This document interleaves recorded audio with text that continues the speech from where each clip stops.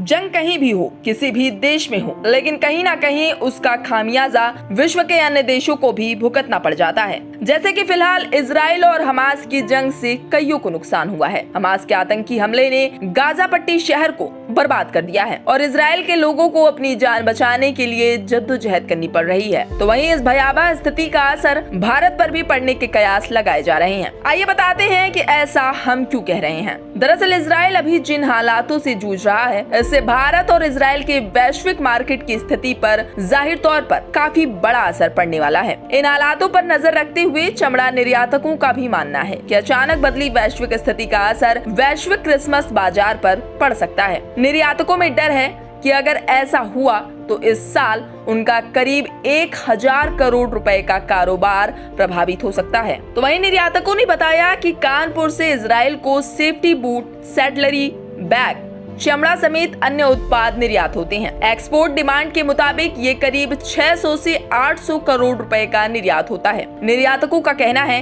कि अगर यही स्थिति लंबे समय तक बनी रही तो इसका शहर के निर्यात पर भी लंबे समय के लिए असर पड़ेगा। इससे बहुत नुकसान हुआ है।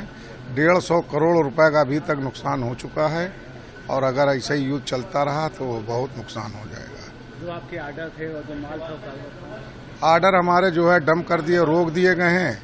अगर ऐसे ही युद्ध चलता रहा तो फिर और दिक्कत आएगी। इससे बहुत बड़ा नुकसान हुआ है। सारे माल डंप हो गए हैं, जा नहीं पा रहा है। फिलहाल बहुत दिक्कतें हैं, काम जो है बंद पड़ा है और करीब 100 करोड़ का नुकसान हो रहा है। माल अगर नहीं गया तो सब कूड़े की तरह हो जाएगा। अगर युद्ध आगे बढ़ता तो कितना नुकसान होगा?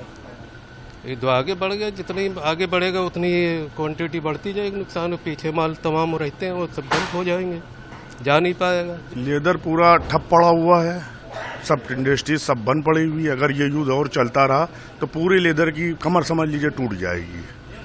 वजह क्या है कि एकाएक इस पर असर पड़ा है? ये युद्ध की वजह से, जितना ये युद्ध हो रहा है उसकी वजह से पूरा लेदर इंडस्ट्रीज पूरा जो है बंद पड़ा हुआ। सारी मशीनें बंद करा दी हम लोगों ने, ऑर्डर सारे रोक दिए गए, बाहर के जितने ऑर्डर हैं सब रोक दिए गए हैं। इजराइल का जो दंगा हुआ है उससे तमाम ऑर्डर हम लोगों के रुक गए और ये पीक टाइम है डिस्पैच का हम लोगों का ऑर्डर का, और इसलिए कि क्रिसमस है।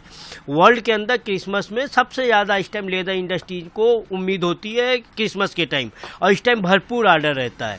एक तो मार्केट डाउन है, उसके बाद जो थोड़े मोड़े ऑर्डर आए थे हम लोग फैक्ट्री को चलाने के लिए, उससे लगभग इसके आने से मैं ये समझ सकता हूँ कि लगभग 150 करोड़ के आसपास का इजराइल के युद्ध से लेदर इंडस्ट्रीज को नुकसान होगा कम से कम।